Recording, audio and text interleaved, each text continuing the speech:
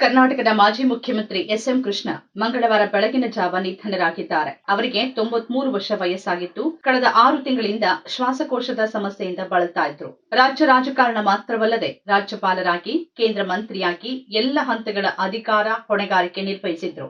ವಿಧಾನಸಭೆ, ವಿಧಾನ ಪರಿಷತ್, ರಾಜ್ಯಸಭೆ, ಲೋಕಸಭೆ ಈ 4 ಶಾಸನ ಸಭೆಗಳ ಸದಸ್ಯರಾಗಿದ್ದವರು ಎಸ್.ಎಂ. ಕೃಷ್ಣ.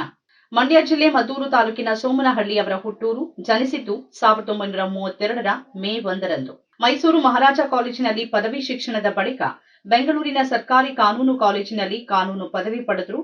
ಅಮೆರಿಕದ ಟೆಕ್ಸಸ್ನ ಸದರ್ನ್ ಮೆಥಾಡಿಸ್ಟ್ ವಿವಿಯಲ್ಲಿ ಅಧ್ಯಯನ ಮಾಡಿದ ಅವರು ಜಾರ್ಜ್ ವಾಷಿಂಗ್ಟನ್ ವಿವಿಯಲ್ಲಿ ಪ್ರತಿಷ್ಠಿತ ಫುಲ್ ಬ್ರೈಟ್ ಸ್ಕಾಲರ್ ಆಗಿದ್ರು.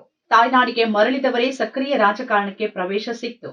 1962ರಲ್ಲಿ ವಿಧಾನಸಭೆಗೆ ಮೊದಲ ಬಾರಿಗೆ ಆಯ್ಕೆಯಾಗಿದ್ದ ಕೃಷ್ಣ ಲೋಕಸಭೆ ಪ್ರವೇಶಿಸಿದ್ದು 1968ರಲ್ಲಿ. ರಾಜ್ಯದಲ್ಲಿ ಸ್ಪೀಕರ್, ಡಿಸಿಎಂ ಆಗಿಯೂ ಸೇವೆ ಸಲ್ಲಿಸಿದ ಎಸ್.ಎಂ. ಕೃಷ್ಣ ರಾಷ್ಟ್ರ ರಾಜಕಾರಣದಲ್ಲಿ ಕೇಂದ್ರ ಸಚಿವರಾಗಿ, ಮಹಾರಾಷ್ಟ್ರ ರಾಜ್ಯಪಾಲರಾಗಿ ಕಾರ್ಯನಿರ್ವಹಿಸಿದ್ರು.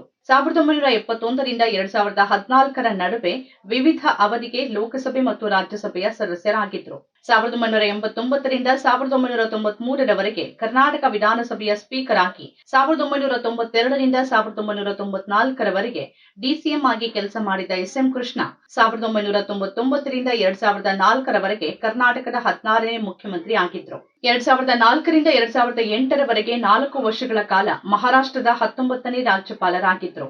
ವಿದೇಶಾಂಗ ಸಚಿವ ಸ್ಥಾನವನ್ನು ಅವರು ನಿರ್ವಹಿಸಿದ್ದು 2009ರಿಂದ 2012ರ ಅವಧಿಯಲ್ಲಿ. 2017ರ ಮಾರ್ಚ್ನಲ್ಲಿ ಅವರು ಕಾಂಗ್ರೆಸ್ ತೊರೆದು ಬಿಜೆಪಿಗೆ ಸೇರ್ಪಡೆಯಾದಾಗ ಅವರ ರಾಜಕೀಯ ಬದುಕು ಮತ್ತೊಂದು ತಿರುವನ್ನ ಪಡೆದಿತ್ತು. ಪ್ರಮುಖವಾಗಿ 10 ಚುನಾವಣೆಗಳನ್ನ ಎಸ್.ಎಂ. ಕೃಷ್ಣ ಎದುರಿಸಿದ್ದು, ಅವುಗಳಲ್ಲಿ 6 ವಿಧಾನಸಭಾ ಚುನಾವಣೆಗಳು, 4ರಲ್ಲಿ ಗೆದ್ದು 2ರಲ್ಲಿ ಸೋಲನ್ನ ಅನುಭವಿಸಿದ್ರು. ಇನ್ನು 4 ಲೋಕಸಭೆ ಚುನಾವಣೆಗಳನ್ನ ಎದುರಿಸಿದ್ದು, 3ರಲ್ಲಿ ಗೆಲುವನ್ನ ಪಡೆದಿದ್ರು. ಮದ್ದೂರು ಕ್ಷೇತ್ರದಿಂದ 3 ಬಾರಿ ಹಾಗೂ ಚಾಮರಾಜಪೇಟೆಯಿಂದ 1 ಬಾರಿ ಶಾಸಕರಾಗಿದ್ರು. 3 ಬಾರಿ ಮಂಡ್ಯ ಲೋಕಸಭಾ ಕ್ಷೇತ್ರದಿಂದ ಸಂಸದರಾಗಿದ್ರು. ಒಮ್ಮೆ ವಿಧಾನ ಪರಿಷತ್ ಸದಸ್ಯರಾಗಿದ್ದ ಎಸ್.ಎಂ. ಕೃಷ್ಣ 2 ಬಾರಿ ರಾಜ್ಯಸಭೆಯ ಸದಸ್ಯರೂ ಆಗಿದ್ರು. ಕರ್ನಾಟಕದಲ್ಲಿ ಮುಖ್ಯಮಂತ್ರಿ, ಉಪಮುಖ್ಯಮಂತ್ರಿ, ಸ್ಪೀಕರ್ ಅಲ್ಲದೆ ಕೈಗಾರಿಕೆ, ವಾಣಿಜ್ಯ ಮತ್ತು ಸಂಸದೀಯ ವ್ಯವಹಾರಗಳ ಸಚಿವರಾಗಿ ಕಾರ್ಯನಿರ್ವಹಿಸಿದ್ರು. 1999ರಲ್ಲಿ ಕೆಪಿಸಿಸಿ ಅಧ್ಯಕ್ಷರಾದ್ರು. ಅದೇ ವರ್ಷ ರಾಜ್ಯದಲ್ಲಿ ನಡೆದ ವಿಧಾನಸಭೆ ಚುನಾವಣೆಯಲ್ಲಿ ಕಾಂಗ್ರೆಸ್ ಅನ್ನ ಮುನ್ನಡೆಸಿದ್ರು. ಆ ಚುನಾವಣೆಯಲ್ಲಿ ಕಾಂಗ್ರೆಸ್ 132 ಸೀಟುಗಳನ್ನ ಗೆದ್ದು ಅಧಿಕಾರಕ್ಕೇರಿತ್ತು. ಮುಖ್ಯಮಂತ್ರಿ ಆದಾಗ ಅವರು ಮದ್ದೂರು ಕ್ಷೇತ್ರದಿಂದ ಗೆಲುವನ್ನ ಸಾಧಿಸಿದ್ರು. ಅದರೊಂದಿಗೆ ಮಂಡ್ಯ ಜಿಲ್ಲೆಯಿಂದ ಸಿಎಂ ಆದ ಮೊದಲ ನಾಯಕ ಎಂಬ ಹೆಗ್ಗಳಿಕೆಗೆ ಪಾತ್ರರಾಗಿದ್ರು. ಮುಖ್ಯಮಂತ್ರಿಯಾಗಿ ಬೆಂಗಳೂರಿಗೆ ಆಧುನಿಕ ಸ್ಪರ್ಶ ನೀಡಿದವರು ಎಂಬ ಕೀರ್ತಿ ಅವರದ್ದು.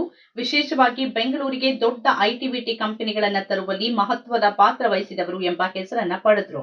2004ರಲ್ಲಿ ಕೃಷ್ಣ ಅವರು ತಮ್ಮ ಸ್ವಕ್ಷೇತ್ರ ಮದ್ದೂರು ಕ್ಷೇತ್ರವನ್ನ ಡಿಸಿ ತಮ್ಮಣ್ಣಗೆ ಬಿಟ್ಟುಕೊಟ್ಟು ಬೆಂಗಳೂರಿನ ಚಾಮರಾಜಪೇಟೆಯಲ್ಲಿ ವಿಧಾನಸಭೆ ಚುನಾವಣೆಯಿಂದ ಸ್ಪರ್ಧಿಸಿ ಗೆದ್ರು. ಆದರೆ ಅದೇ ವರ್ಷ ಅವರು ಮಹಾರಾಷ್ಟ್ರದ ರಾಜ್ಯಪಾಲರಾಗಿ ನೇಮಕಗೊಂಡಿದ್ರು. 2008ರಲ್ಲಿ ರಾಜ್ಯಪಾಲರ ಸ್ಥಾನಕ್ಕೆ ರಾಜೀನಾಮೆ ನೀಡಿ ರಾಜ್ಯಸಭೆ ಪ್ರವೇಶಿಸಿದ್ರು. 2009ರಲ್ಲಿ ಮನಮೋಹನ್ ಸಿಂಗ್ ಸಂಪುಟದಲ್ಲಿ ವಿದೇಶಾಂಗ ವ್ಯವಹಾರಗಳ ಸಚಿವರಾಗಿ ಕಾರ್ಯನಿರ್ವಹಿಸಿ 2012ರಲ್ಲಿ ಆ ಹುದ್ದೆಗೆ ರಾಜೀನಾಮೆ ನೀಡಿದ್ರು. 2017ರಲ್ಲಿ ಬಿಜೆಪಿ ಸೇರ್ಪಡೆಯಾದ ಅವರು 2022ರ ಜನವರಿ 7ರಂದು ತಮ್ಮ 60 ವರ್ಷಗಳ ಸುದೀರ್ಘ ರಾಜಕೀಯಕ್ಕೆ ನಿವೃತ್ತಿ ಘೋಷಿಸಿದ್ರು. ನಮ್ಮ ಕಾರ್ಯಕ್ರಮಗಳನ್ನ ನೀವು ನೋಡ್ತಾ ಇದ್ರೆ ನಮ್ಮ ಚಾನೆಲ್ ಅನ್ನ ಸಬ್ಸ್ಕ್ರೈಬ್ ಮಾಡಿ, ಪಕ್ಕದ ಬೆಲ್ ಐಕಾನ್ ಒತ್ತಿ ನಮ್ಮನ್ನ ಬೆಂಬಲಿಸಿ. ಹಾಗೆ ನಮ್ಮ ಕಾರ್ಯಕ್ರಮಗಳನ್ನ ಲೈಕ್ ಮಾಡಿ, ಕಮೆಂಟ್ ಮಾಡಿ, ಅದನ್ನ ಬೇರೆಯವರಿಗೂ ವಾಟ್ಸ್ಆಪ್ ಮೂಲಕ ಶೇರ್ ಮಾಡಿ. ನೀವು ಹೀಗೆ ಮಾಡಿದಾಗ ನಮ್ಮ ಚಾನೆಲ್ ಇನ್ನಷ್ಟು ಮತ್ತಷ್ಟು ಜನರಿಗೆ ತಲುಪಲು ನೀವು ನಮ್ಮೊಂದಿಗೆ ಸಹಕರಿಸಿದ ಹಾಗಾಗುತ್ತೆ. ಇದು ನೀವು ಯಾವುದೇ ಖರ್ಚಿಲ್ಲದೆ ಕೆಲವೇ ಸೆಕೆಂಡುಗಳಲ್ಲಿ ನೀಡಬಹುದಾದ ಸಹಕಾರ. ಧನ್ಯವಾದಗಳು.